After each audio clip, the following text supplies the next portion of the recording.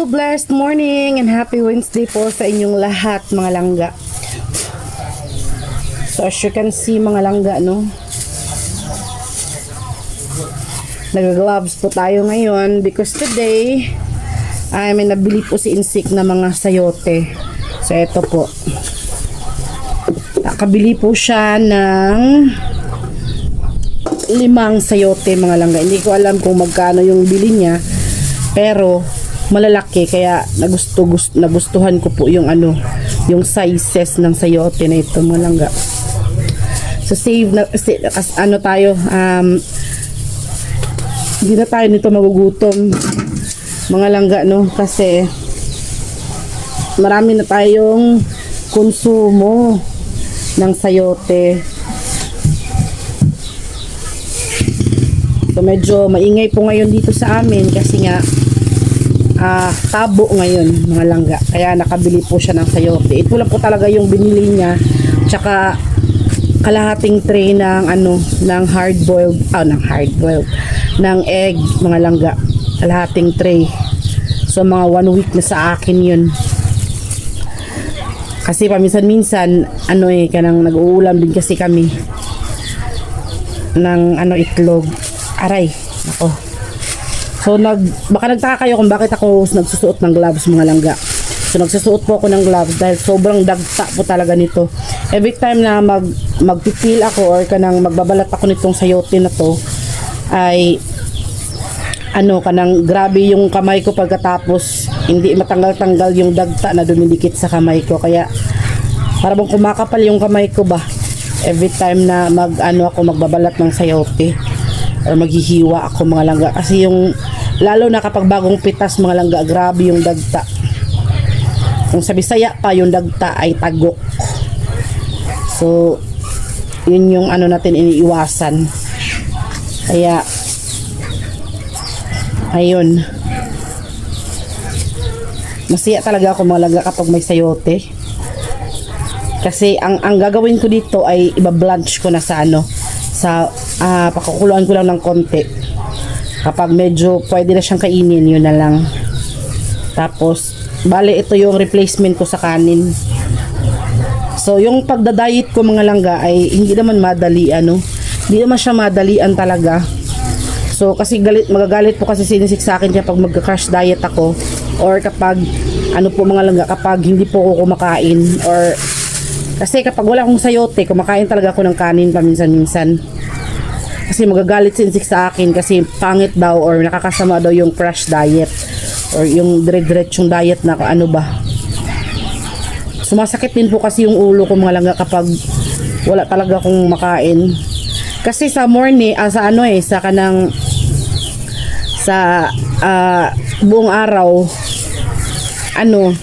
kapag may sayote ako, sa umaga, iinom ako ng black coffee, tapos 2, kung meron akong maraming itlog, itlog ako ng 2. Pero kung gaya ngayon, konti lang yung itlog ko, half tray lang. So, bali 1 week na sa akin yun. Tig-1 itlog every morning. Or kapag si Insik tsaka si Papa naman ay gusto nila kumain ng itlog, sasamahan ko din ng itlog.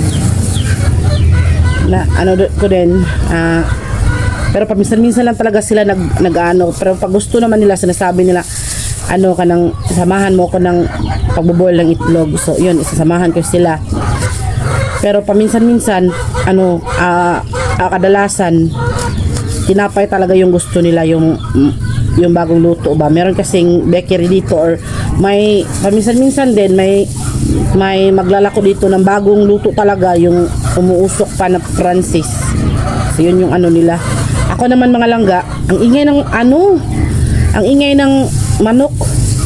Ako naman mga langga, iniiwasan ko muna talagang kumain ng tinapay. Pero kapag na-miss ko naman yung tinapay, kumakain naman ako ng konti. Hindi yung winawala ko talaga totally. So hindi naman tayo kumakain pa rin naman tayo kahit papaano. Para naman, kasi naawa kasi sila sa akin kapag kapag ganun.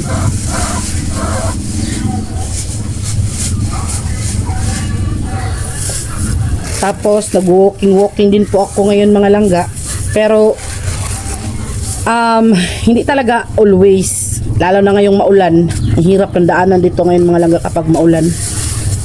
Sliding ba? Tapos baka maano tayo. Pero kung maganda naman yung panahon, ayun, nag-walking naman ako. Hindi na masyadong malayo, ay ako lang naman mag-isa, tapos wala naman si Muna, ako lang mag-isa. Alam na kung may lakad si Insik, buti sana kung kasama ko si Insik ay makaaabot kami ng malayo. So itong sayote mga langga, minsan-minsan din nagsasawa ako kay kasi ibang-ibang luto ng sayote yung ginawa ko. Minsan-minsan pinapakuluan ko lang siya, or ginigisa ko siya ng konti, or mga ganun ba, kahit ano na lang talaga yung maisip ko. Basta lang talaga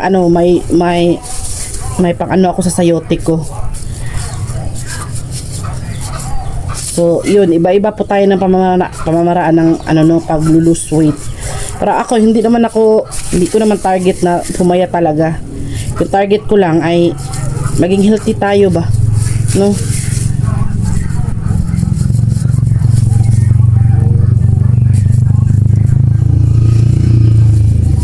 So ayan. Pero paminsan-minsan mga langga, kapag nagutom talaga ako, makain ako din. Pero hindi na yung katulad talaga noon na madamihan. Kumakain naman ako ng kanin, magigilty nga ako minsan mga langga. Kapag kumakain ako ng kanin, kahit konti lang, nagigilty ako. Para bang nagigilty ako sa sarili ko ba, na grabe na yung hirap ko. Tapos kasi feeling ko kasi kapag kumakain ako ng kanin, babalik ako ulit sa umpisa. Parang lulubo ako lalo akong lulubo mga langga. So ang pagbabalat ng sayote mga langga, kung alam nyo naman yung sayote, no, ay sobrang talaga hirap ba kay, lalo na kung ang sayote ay yung yung bang may mga ganun-ganun ba, kudlit-kudlit. Pero itong sayote na to, hindi siya mahirap balatan. Kasi lang siya, malapad siya sa likod, o wala siyang mga kudlit-kudlit. Meron man siya, pero konti lang mga langga. Kaya tapos na akong magbalat. Ito po siya. 5 po siyang sayote na binalatan ko. Malalaki po. Pa? Unsa man? So ganito po kadami yung sayote ko mga langga. Ito siya, binalatan ko po siya mga langga. Tapos ihiwain ko siya mamaya. I-slice ko po siya mamaya na parang alam niyo yung french fries na hiwa, yung ganun. Ihiwain ko siya ng ganun mga langga, yung ganun kaliliit, ganun kaninipis, para madali lang siyang maluto if ever pakuluan natin siya. So gagawin ko ditong hiwa, yung ganun. Tapos hiwain ko siya lahat, ilagay ko siya sa ref para kung lulutuin ko na or kung kakain na po ako mga langga, ay madali na lang po siyang lutuin dahil nakahiwa na po siya, kaysa dun sa hiwain pa natin, babalatan pa natin, tapos medyo nagmamadali tayo. Kaya yun yung gagawin ko mga langga, binabalatan ko siya, tapos hiwain ko na siya, ilagay ko po siya sa ref, para kapag magluluto ako, kukuhaan lang ako ng amount na gusto ko, yung tamang-tama sa akin, tapos luluto ko agad. So eto naman, meron naman ako ipapakita sa inyo mga langga. Tingnan nyo naman yan, yun yan, don't mind dakuan mga langga, mga helmet ng insect, tapos yung itlog ko, tapos yan, ang daming mangga, di ba mga langga? May alkansya pa ako dyan, So ayan mga langga, So medyo talaga medyo messy. So wag nyong pansinin yan kasi wifi yan, tapos wire niya. Yung mangga na lang yung tingnan nyo, di ba? Ang dami. So nilagay ko yan dyan mga langga para safety siya. At kapag mahinog siya mga langga, makikita ko kaagad. So ayan makikita ko siya kaagad. Dito naman yung egg ko. Ayan, ang dami. Tapos ngayon naman mga langga, ipapakita ko sa inyo, di ba? Napakita ko na sa inyo noon yung aming mga tanim. Ngayon naman mga langga, ipapakita ko sa inyo yung update ng ating mga tanim mga langga. Sobrang saya ng puso ko kasi nakikita ko na lumaki na yung ating ampalaya, So mga after mga ilang araw siguro, pwede na natin po siyang ma-harvest at maulam. So ayun, sobrang din, tapos pakita ko din sa inyo yung improvement ng aming mga alugbati. So ganito yung kagandahan kapag meron ka talagang mga pananim mga langga. So let's go, lalabas tayo. Pakita ko sa inyo yung ano, yung ano talaga yung improvement ng aming maingay ngayon dito sa amin mga langga dahil nga ngayon ay Miyerkules tapos Tabo Day kaya medyo maingay talaga. So dito na tayo sa labas, tingnan natin. So yan na po mga langga, no? Yan. Ang lalaki na ng ating mga ampalaya mga langga. Tingnan nyo naman yan. O diba? O diba? Tapos tumubo na din yung mga ibang ampalaya ng insect na tinanim dito. So yan po, oh. After a few days ito, pwede na po natin siyang anuhin, i-harvest. So wag lang natin siyang hawakan ng masyado. Insect po. So busy po yan kapag Miyerkules.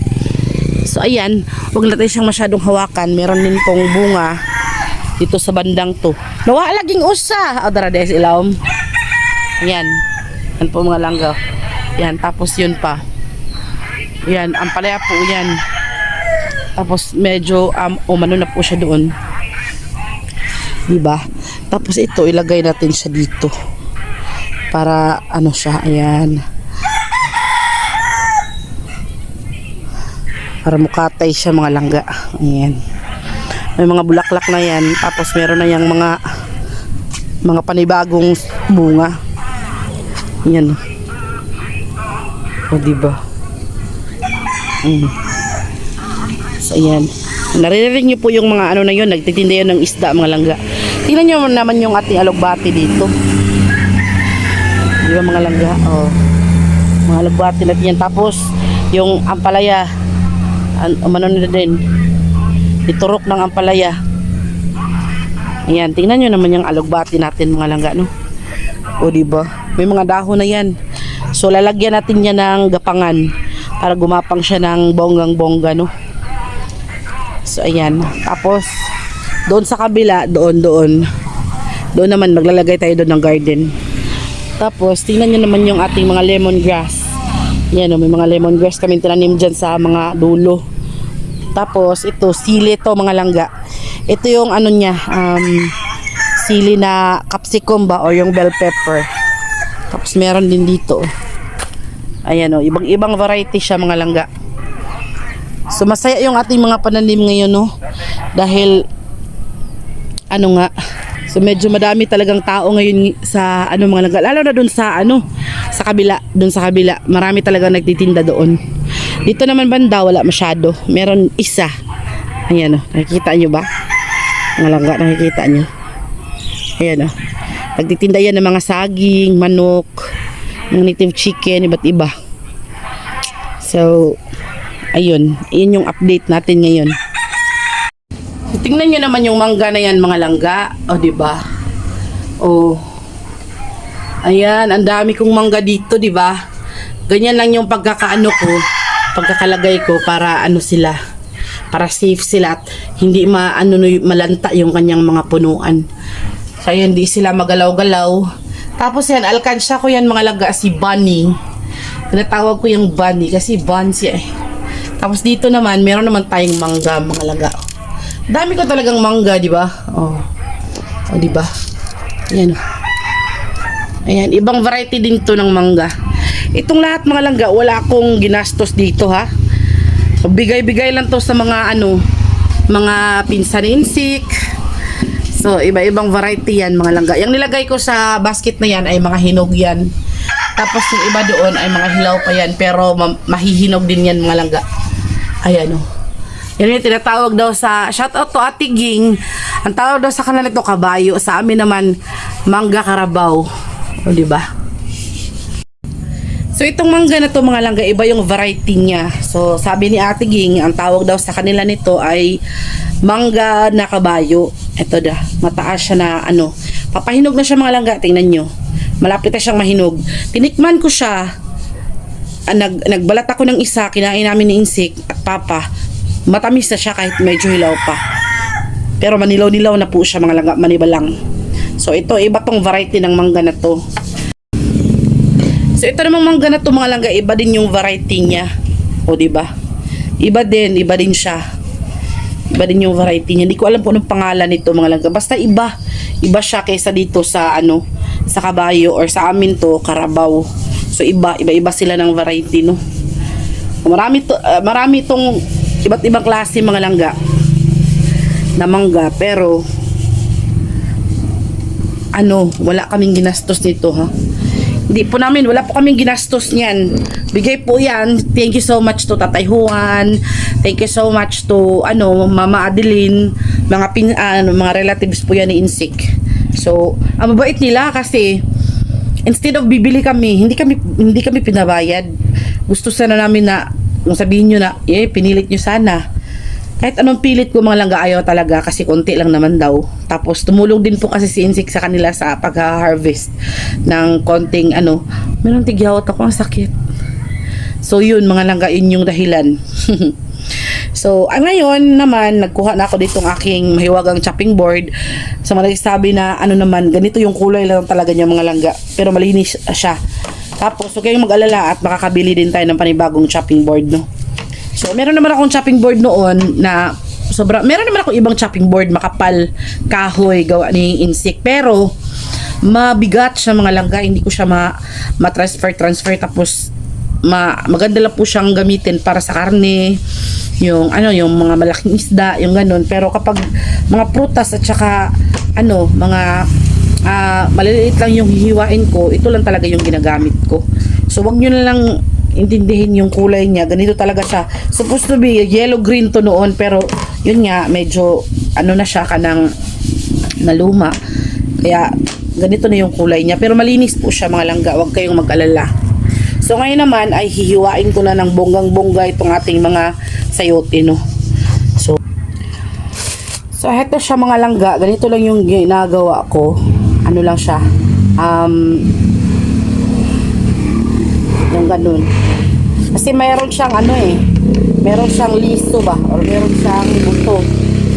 So iwasan lang natin yung buto mga langga, na hindi siya masama sa natin sa paghiwa. Diba mga langga? So ganyan lang. Tapos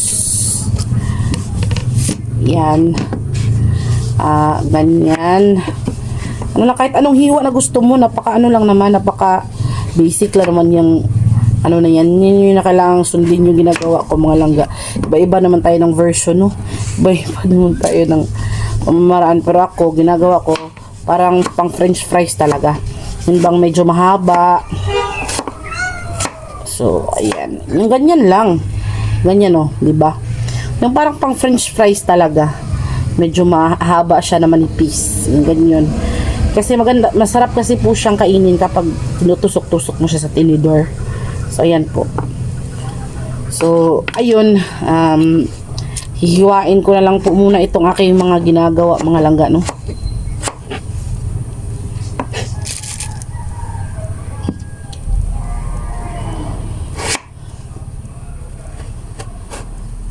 Ayan. So tapusin, anuhin lang natin to. Tapusin natin to.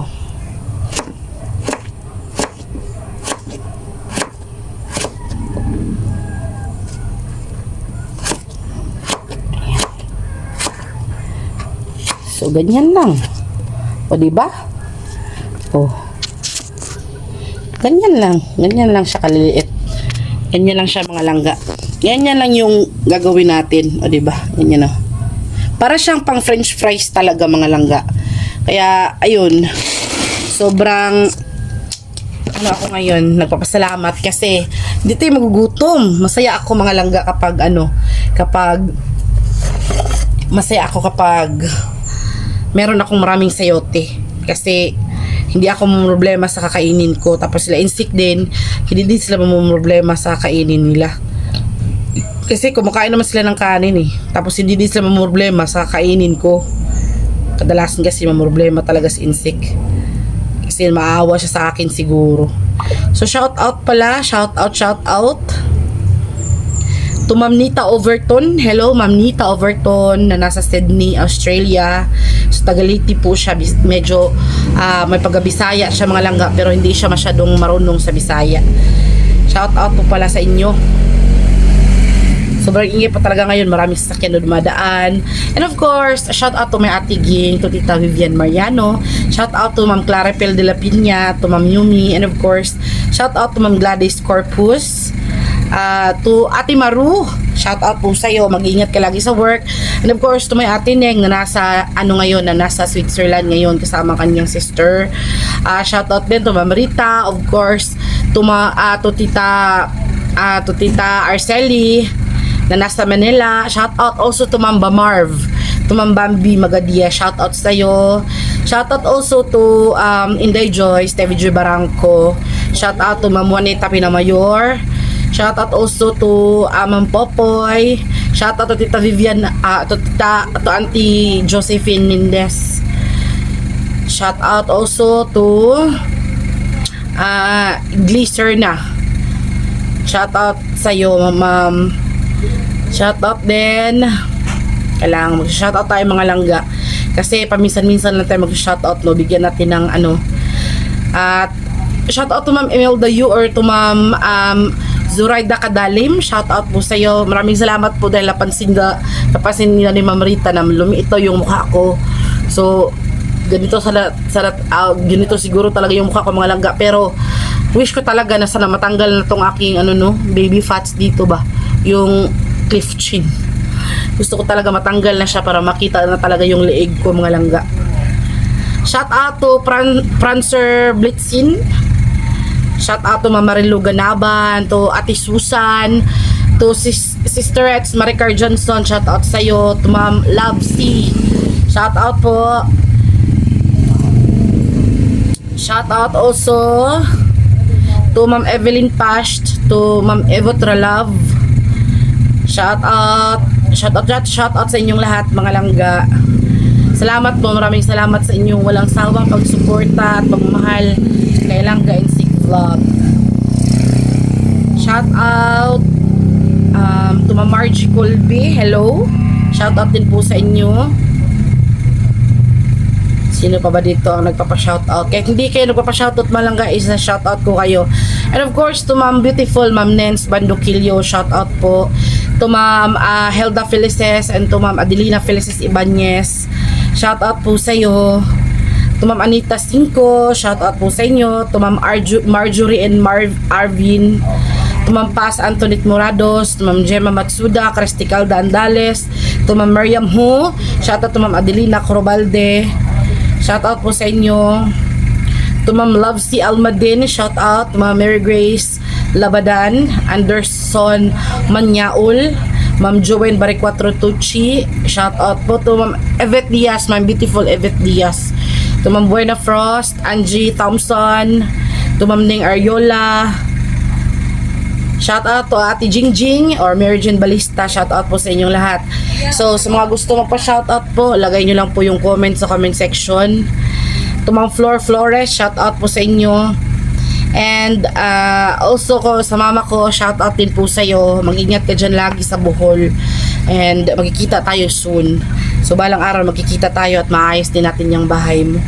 So, in God's will, hindi po kasi alam ni mama na uuwi kami para para kami yung mag-ayos ng bahay mga langga.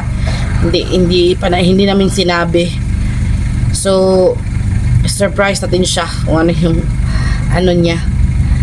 So, sino pa dyan ang gusto magpa-shoutout? Just put your comment the comment section. Lagay nyo lang yung pangalan na ipapa-shoutout nyo at shoutout ko po kayo mga langga. So, hanggang dito na lang po muna yung ating talakayan. At mag-ano muna ako. Tingnan nyo. Hihiwa muna ako nitong ating mga sayote. Ayun o. Kasi medyo madami-dami ito at 5 to mga langga.